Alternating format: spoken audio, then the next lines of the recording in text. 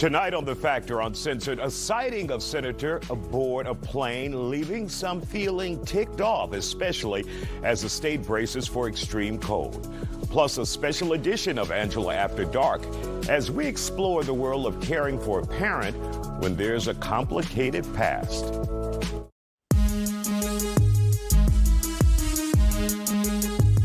The Isiah Factor Uncensored starts now. And welcome to The Factor Uncensored, and thank you for joining us tonight. It's a story many of us continue to keep an eye on. The upcoming extreme cold heading to the South and Texas. Now, forecasters say expect frigid temperatures beginning Monday or Friday night, rather. There's also a high risk of ice and freezing rain, along wind chills that could approach 10 degrees. As people prepare, there are also questions about a viral photo of Texas Senator Ted Cruz, who was seen on a flight with bags packed headed to the West Coast, away from the storm. And that's according to one of our next guests. He says the photo, which went viral, reminds him of the past winter storm that hit our area 5 years ago, and Cruz was sliding down to Cancun when all hell was breaking loose in Texas. Let's take a look. Our guests are here on The Factor Uncensored. We have with us Shay Jordan Smith, Angela Box, and Dr. Dietrich von Biedenfeld. So, Shay, first of all, tell us, how did you get your hands on the picture that shows Ted Cruz leaving town right before a second storm? Yeah, so I'm sure they're showing it right now as I'm talking, but was scrolling on TikTok, I came across the image and I was like, this looks like, my junior senator from my great state. And I was like, I haven't seen this photo before. I feel like we've seen a lot of photos of Ted Cruz in the airport, especially before a natural disaster hits Houston, Texas, all the whole nine. I ran it. I kind of looked at it and ran it. And I realized that he has a certain haircut now. He has the kind of long hair, the beard, and that's what was showing in the picture. Look through the comments and the user on TikTok, whose name I guess we'll put on the screen as well. She said that she was on her way to not Laguna Beach, as my tweet said, but Orange County. And so that's when I was like, this is weird timing.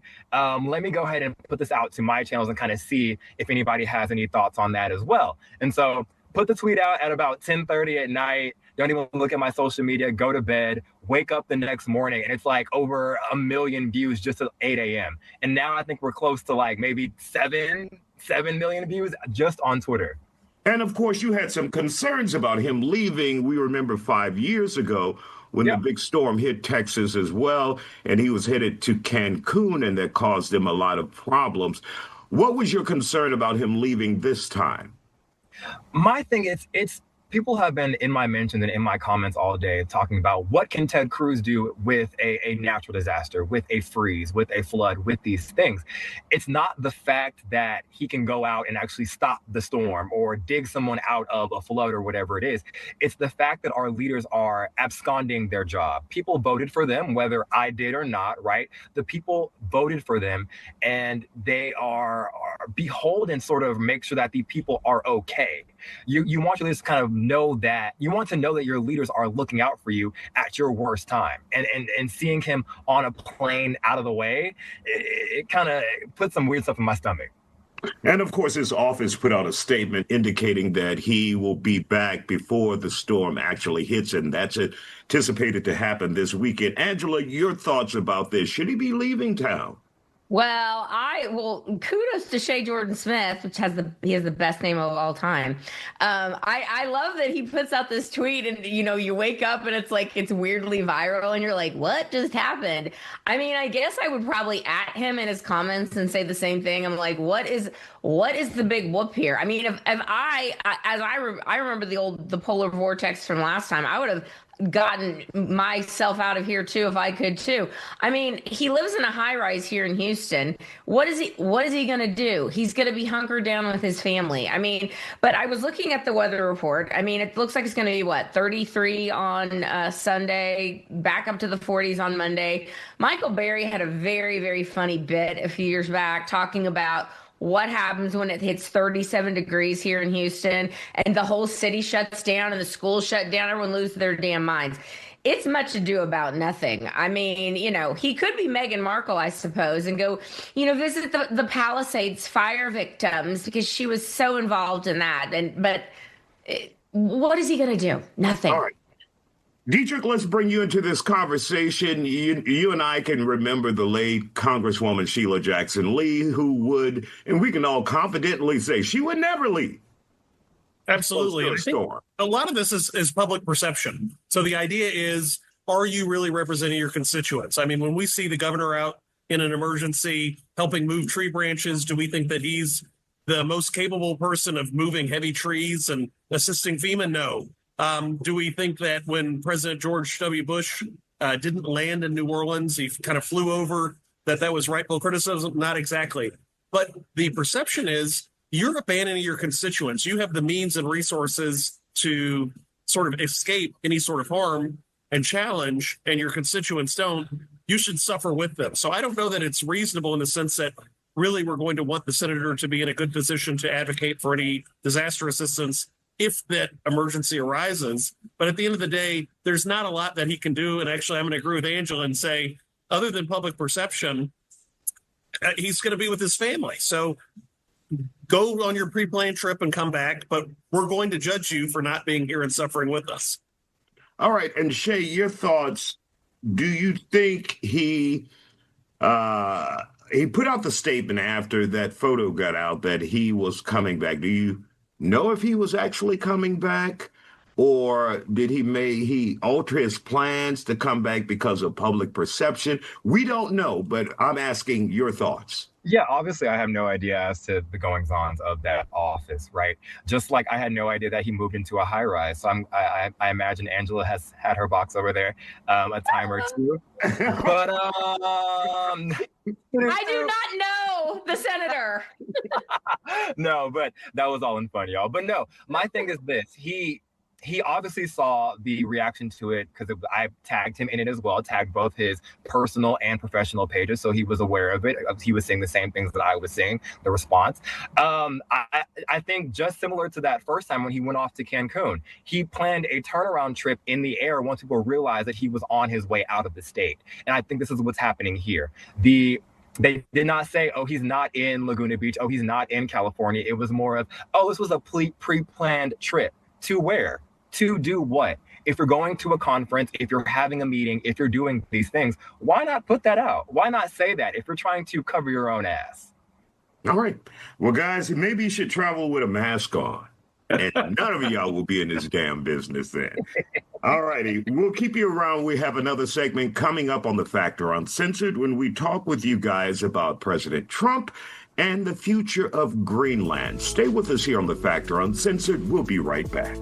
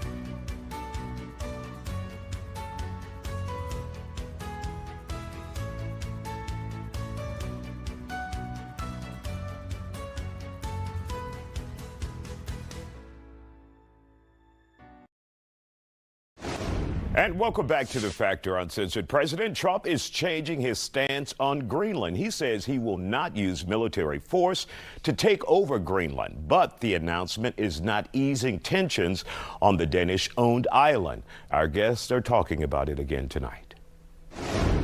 And our guests are back here on The Factor Uncensored. We're talking about President Trump and Greenland.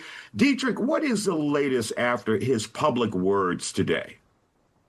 At the end of the day, we don't exactly know because what we've mostly heard is Trump narrative through True Social and some other platforms. But we did hear the NATO commanding sort of leadership agree that Greenland is a strategic asset for Western civilization. It is a bulwark against Russia and China, and that the United States is the only country capable of sort of being a buttress for protecting Western civilization. We know that hypersonic missiles have been used by Russia against Kiev. And the time delay, we know that it takes maybe 5 to 8 minutes for a regular missile, not a lot of decision-making time. But with a hypersonic missile, the president might only have 2 minutes. So having established bases further than what we already have in Greenland seems to be something amenable to NATO. The president has withdrawn the threat of military force. He has also, though, seemingly withdrawn the proposition of paying for this land. And there might be some sort of framework where the United States increases its ownership and investment capability in Greenland. But again, a lot of this is talk. And so it's not evidenced in a treaty. It's not evidenced in a plan. And it's highly speculative. All right. And Angela, we've heard from the people who live in Greenland. They're like, we get free education. We have free hospitalization. Why would we want to become a part of America? For those who are asking that question, Angela, why would they want to become a part of our rat race? Well, being an American territory has a lot of cachet, number one. Number two, I think Trump was saying something like, if I give you, I was hearing bandied about $100,000 to $1 million for citizens. Let me tell you, I'd be signing up. But in all seriousness. And one of the other things really quick, Angela said, we're not interested in money like Americans. We can't even buy our own land here. Okay, fantastic. Listen, it seems like they seem like a lovely people. I agree with Dietrich, though. This is about the Donroe Doctrine, if you will, the strategic prominence of Greenland in between mainland Europe and Russia is very important. I don't think Russia's the boogeyman it used to be, but certainly China is. And if you look at what Europe is doing right now, Europe is basically committing cultural suicide right now by importing the third world into their countries. And now the European leaders are like begging China to come in and basically invest more in Europe. This is a very serious thing. Trump is always playing chess, and I think Mark Rutte, of the Secretary of NATO, hit the nail on the head, even though what NATO was dragging its heels for these many years to pay 2% of their defense budget, like the United States was doing. Trump got him to do that. Trump got him to pay 5% of something else to NATO or something else. And Mark Rutte was saying only Trump could have gotten this done. I suspect this isn't the end of it. And this is just the beginning of a chess game. All right. And Shay, let's bring you back into the conversation. Angela says this is chess. Is this chess or a crazy game of Monopoly? So the so-called peace president was going to use military action to take a land that he thinks looks big on a map only because the parent country that land is a part of, or a small group in that parent company or parent country didn't give him a prize he wanted, a Nobel Peace Prize. Are we seeing the connection here? There isn't one. Because how are you the peace president threatening military action? Yes, you pulled it back because you know it's crazy, but you're trying to take over a people that don't want to be a part of us. It's not chess. It's checkers. It's jack. It's hopscotch. It's hopscotch. Well, no, it can't be hopscotch because he has that bum leg. I don't know. Truth or dare? Well, guys, we want to thank you for joining us here on The Factor Uncensored. Well, many political analysts said the president backed down from military action, so maybe the people of Greenland can sleep peaceful tonight. Thank you guys for joining us here on The Factor Uncensored, and we'll be back with more Factor in just a moment. Stay with us.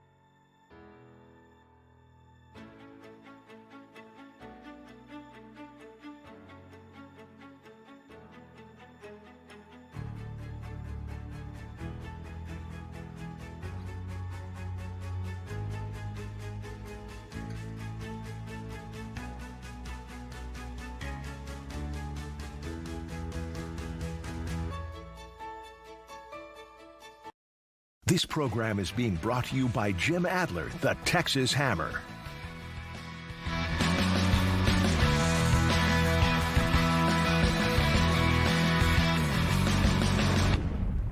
Welcome back to The Factor Uncensored. Fewer people are dying from heart disease. That's good news, but the condition is still the leading cause of death in the country. That's according to a new report by the American Heart Association.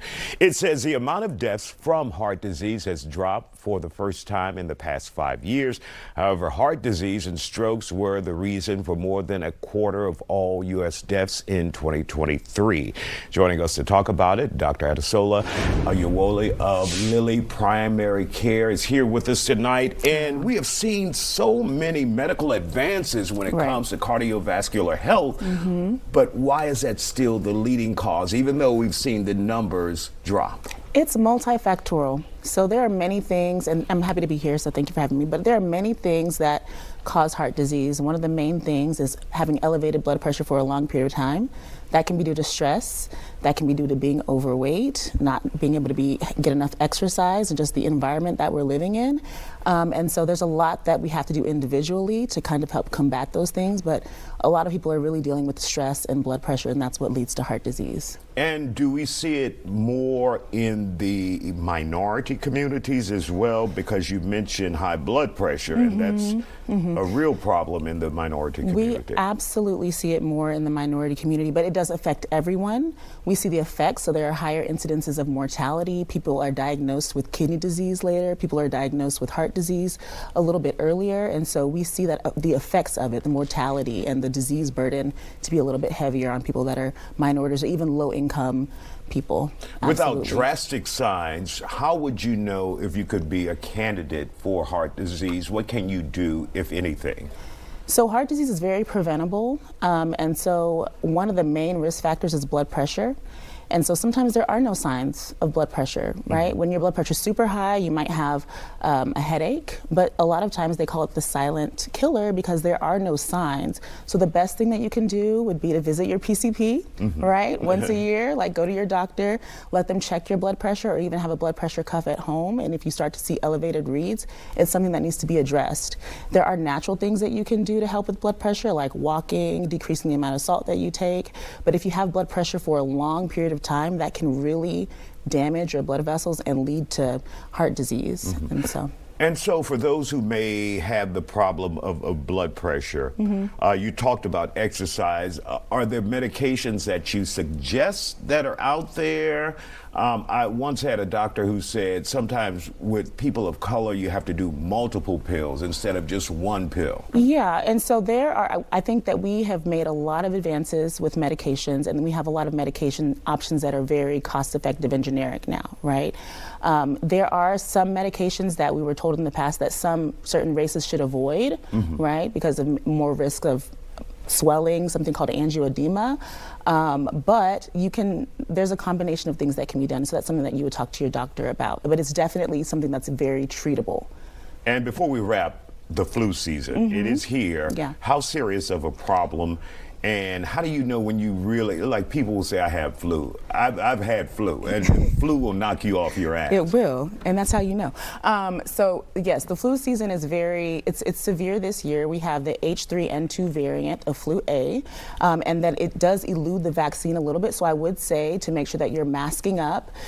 If you do have some symptoms of the flu, one of the main ones being muscle aches and that fatigue, get to your doctor quickly so they can give you Tamiflu or something to help you resolve the flu quicker. If you're above the age of 65, it's really, really important to make sure that you see your doctor and they give you antiviral medication or that you're vaccinated so that you can prevent hospitalizations. But this flu season is pretty severe. All right, doctor. Always good to see you here on The Factor Uncensored. Still ahead tonight, new video from Florida shows the moments a man saved a 13-year-old from being choked by a stranger. A closer look after we come back. Great job and good.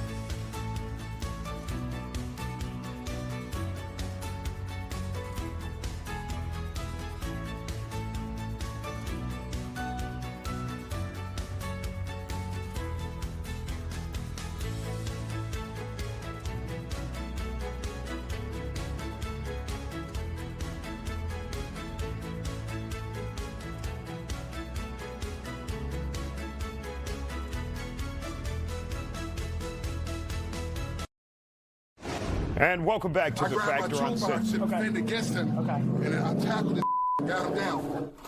And there you have it, new video from Florida. It shows a man jumping into action to stop a homeless man from choking a 13-year-old at a bus stop. Body cam footage shows how upset the teen was after the assault. Fox's Chris Lindsay has more on this investigation. Just 1 week after 36-year-old Christopher Schwabel was let out of jail. Hey, what happened? He found himself back behind bars, this time for allegedly attacking a 13-year-old boy at a DeLand school bus stop, unprovoked. He's got a knife. Where's the knife? Where I don't know. A Good Samaritan ended up jumping in, armed with his toolbox. Don't move. It's in your best interest not to move. The victim shaken up as he tells officers what happened. He approaches me and starts saying some stuff that I didn't understand, and he grabbed me and pulled his knife out. How'd he grab you?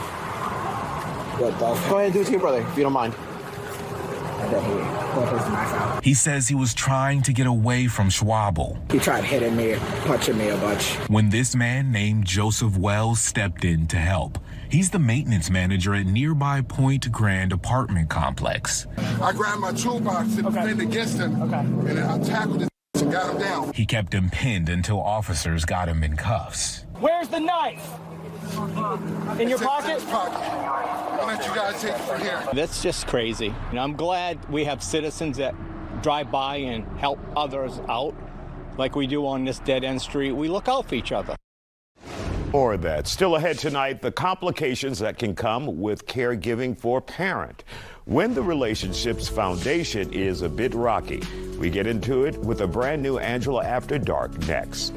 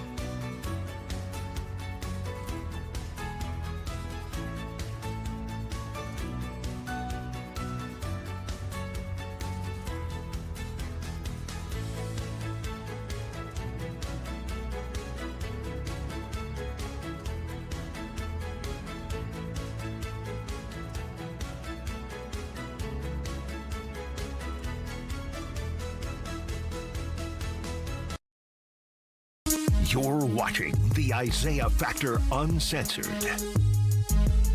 And welcome back to The Factor Uncensored. The task of taking on the role of caregiver for a parent is already difficult and can be emotionally challenging and draining. But what happens when there's the added strain of a complicated past between the two, the caregiver and that parent? We have someone here in studio tonight who is going through this at the moment. Joining us for this special edition of Angela After Dark, Arthur Bunke and Dr. Angela Jones. So, Bunke, so what is your situation? Lay it out for the viewer out there who may not understand. Yeah, so my mother has dementia. For the last year and a half, we kind of saw the signs coming. I was trying to galvanize resources around her in my hometown of Rochester, where she was living, but then she would refuse them when they came to the house. A month ago, she drove down to Virginia. She got disoriented and confused. She ended up getting arrested. We had to do a missing persons report to find out where she was. They kept her in jail for a month. Wow. So the blessing in that was the situation was so extreme that it forced her to allow us to help her. So I had to fly, get her, bring her back, and get her into a facility here.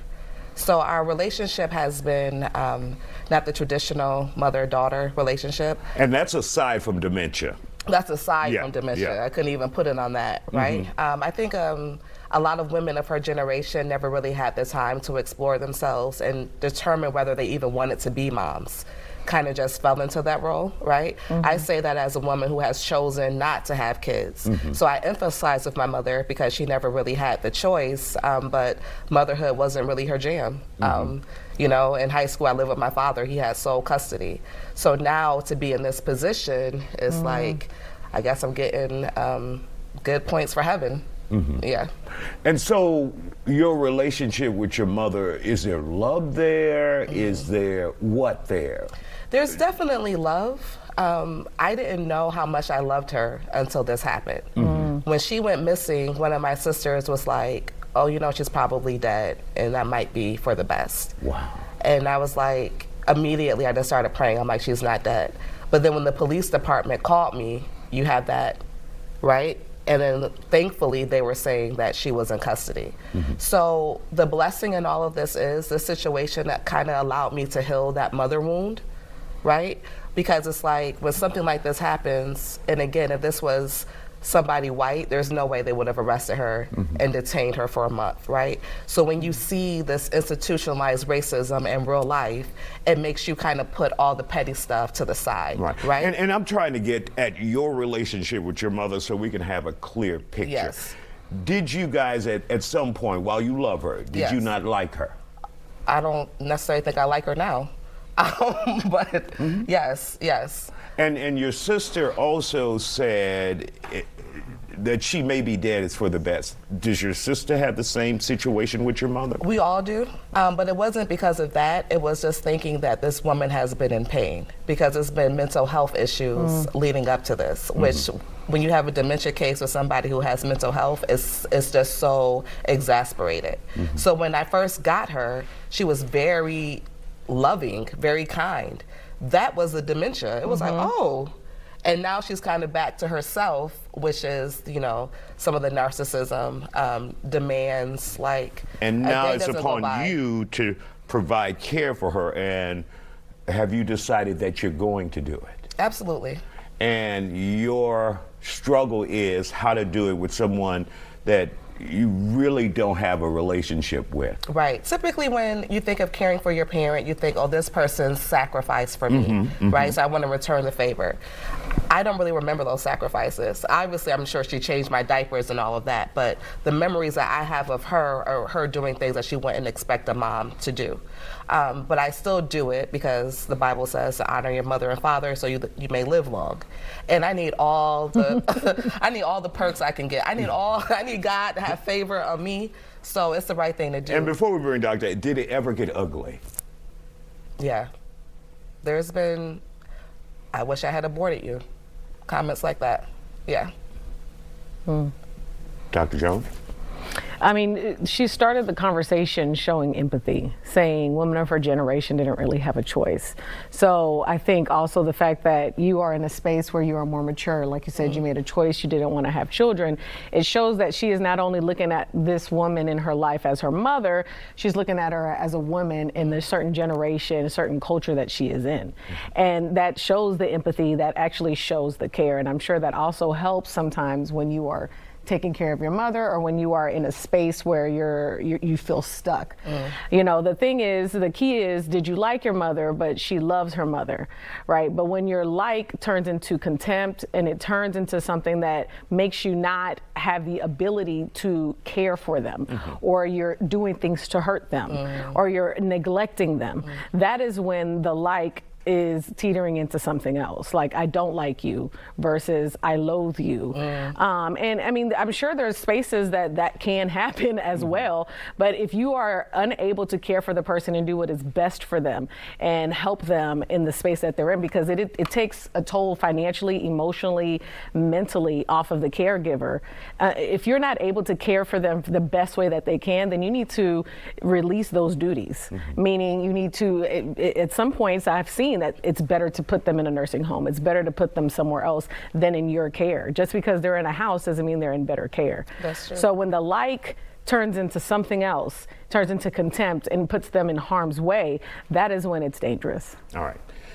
So no, we're going to hold Somalia till tomorrow, and then we'll come back to you guys, because I got more questions. I'm sure you have more questions and the viewers have more questions. We'll be back.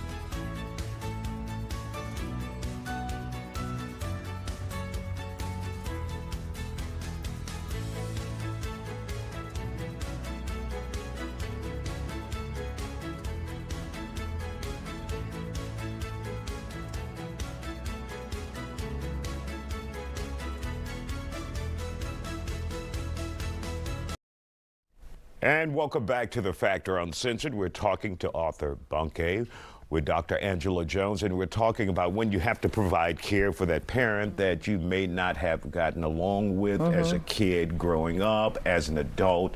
So if you're in this situation, Dr. Jones, how should you approach it if you still can't get along with that parent and you have to provide care? If there's still tension, even if they're suffering with dementia or some other medical problem? I think in most cases you have to almost accept the fact that you're not going to get healing or even a sorry or a thank you or something from this person. So I would, of course, highly suggest that you get therapy away from that relationship, because you're going to have to do some of your healing by yourself and the other person will not be involved because they're already in another space in their life. So to expect that, oh, if I'm going to take care of them, they're going to appreciate me more, or they'll see me more, or they'll love me more. That is honestly thinking that leads to destruction, because they're already, if they're dealing with dementia, if they're thinking with any, or sometimes you have to care for a parent just with physical ailments, but their mind is still intact. And so you're feeling like I can take care of them and maybe we can develop a relationship, the one that we never had before, but you're going to get met with the same human that you've always been dealing with. And so if the expectation is that you're going to have a better relationship, then you may need to check as to if you have the ability to take care of that person. It is to make sure this person is living the life the best way that they can, provide them care, make sure they have the resources that they need, and that is your role in that person's life. And unfortunately, you're not going to get fed back into, so you're going to have to get help, support, have people to talk to on the outside. A lot of people who care for their elderly parents that especially they don't like, and even the ones that they do like, they realize that they bottle so much in because they don't want to take it out on their parent, but it shows up in other places like work. You know, you become a road rager, you're yelling at your friends, you start to isolate, and it starts affecting all other spaces of your life because of it. Are you at any of those stages yet? And will you get any help? Because that's important to have help where you can take maybe a few hours off and spend time, you know, doing something you enjoy and then going back to the situation. I've definitely experienced that, again, because being in this role is fairly new. I just joined a caregiving support group last week, and they talked about the stages of grief being a part of it, because you're grieving who this person was, but then also you're grieving the life that you had before. So I kind of liken it to postpartum. Like, you're used to your lifestyle being a particular way. Again, I don't have kids. I've never had to adult for somebody else, and then now I have this responsibility. I want to clarify something, though, that she is in a facility, because I didn't have the bandwidth to have her at home, and we know that when it comes to seniors, isolation is so dangerous. So her being around other people her age is very helpful, but I'm the power of attorney. And sometimes the facility calls me like, oh, she's being paranoid, she's barricading her door, she's doing this. I'm like, y'all the professionals, what's she calling me for?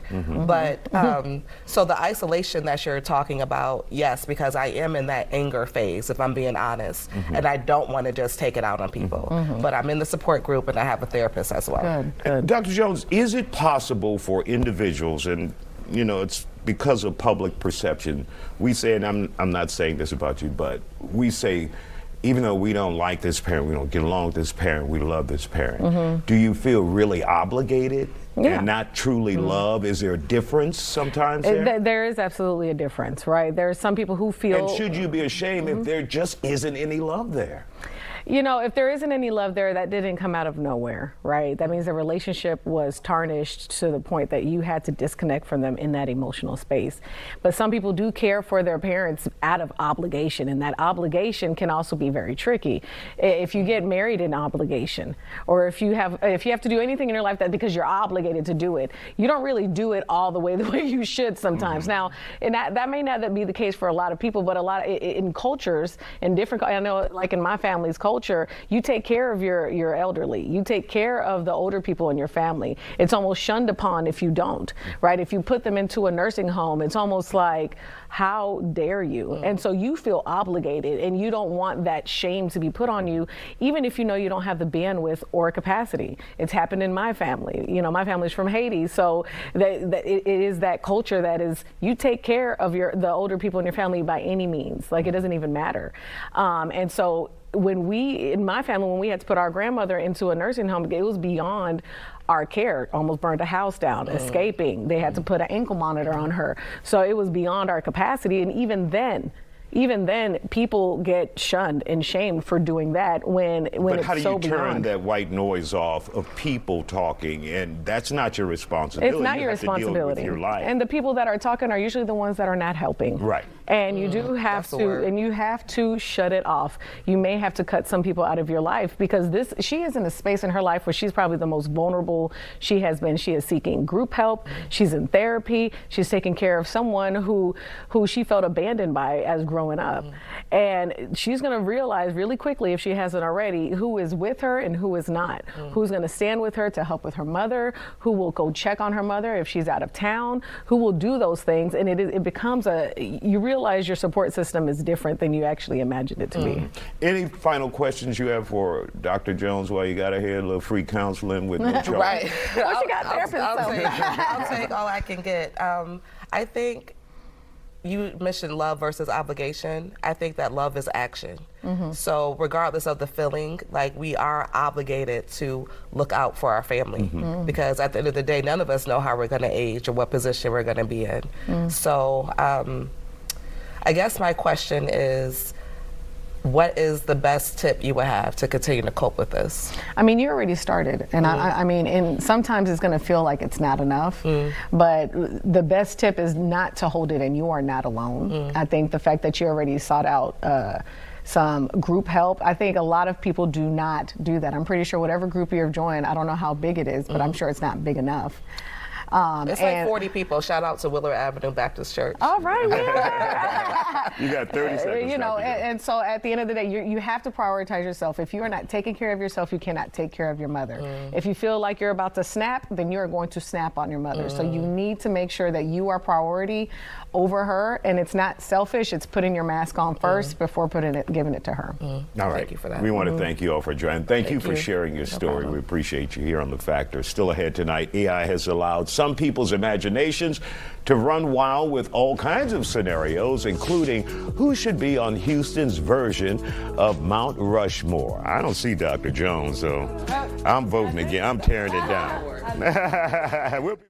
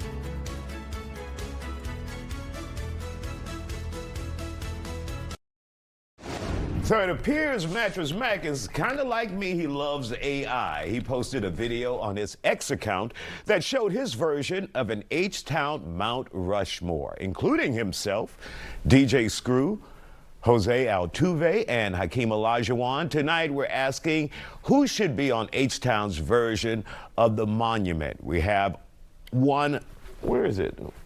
Oh, that's me. Who put Beyonce on that? That's got to be Sonora producer. Joining us to talk about it, some folk who call the H-Town home: Jacorian Smith, Jamaniac, David Settle, Natoya Allen, and Shy Thug. Shy Thug, let's begin with you. Okay. Who should be on this mountain that you create? I mean, honestly, half of mine is already up there. So Mattress Mac, of course. I know y'all never thought I was not going to say Beyonce. Beyonce goes on first and foremost. Culturally, Hakeem Olajuwon. Okay. And DJ Screw. DJ Screw. Absolutely. All right. Do y'all agree, disagree? I agree. Come on, let's go ahead. Y'all let her agree with me. See, I agree with her. I didn't have DJ Screw on there. I thought about it, but I was like, okay, let me not. So I picked Mickey Leland. But everybody else, I literally had everybody else. Yeah.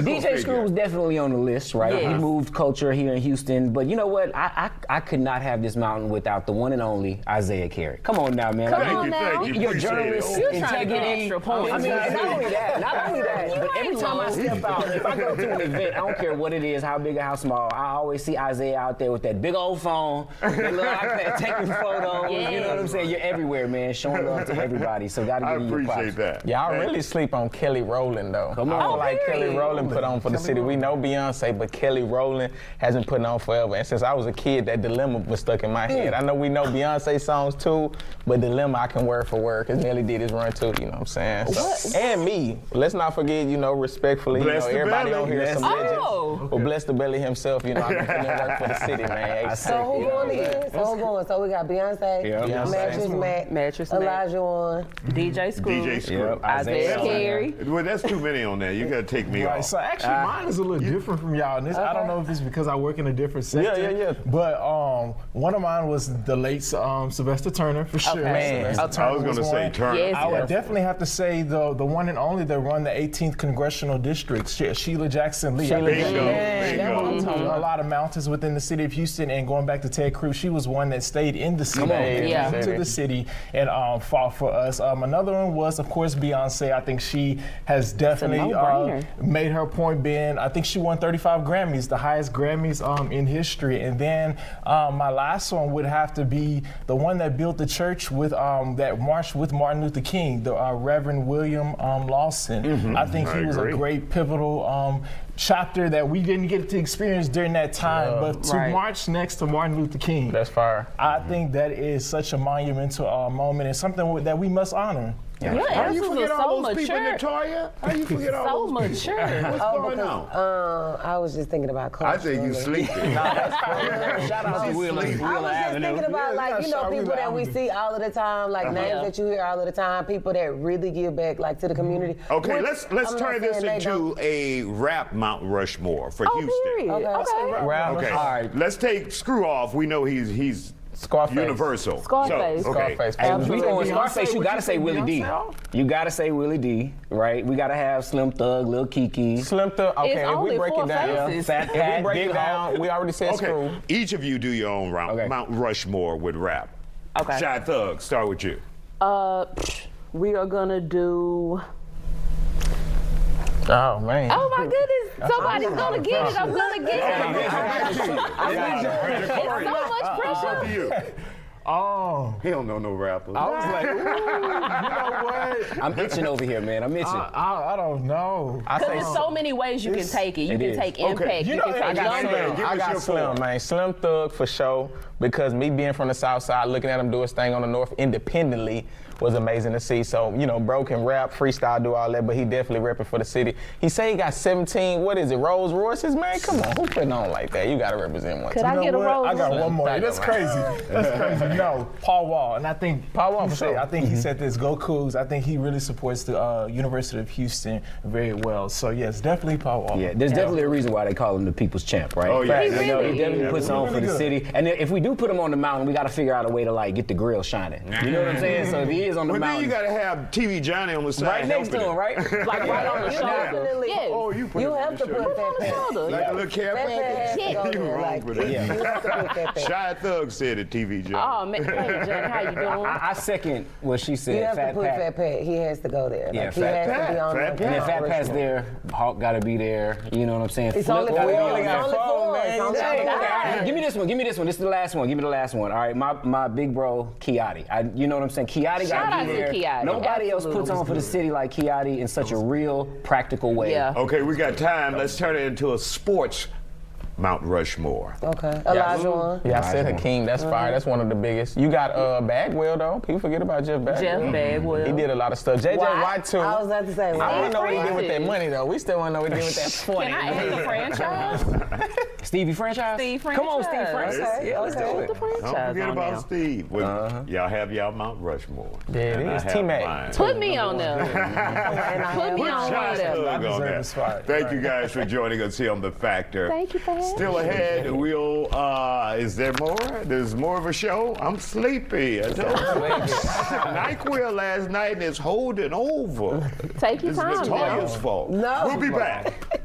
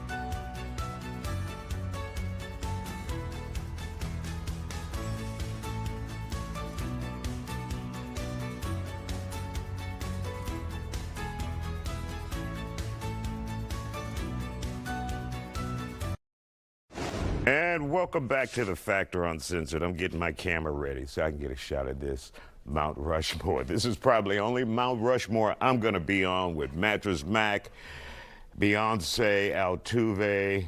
There we go, there we go. All right, we got it. And we want to thank you guys for joining us here on The Factor Uncensored. Somebody get a picture of me with my Mount Rushmore.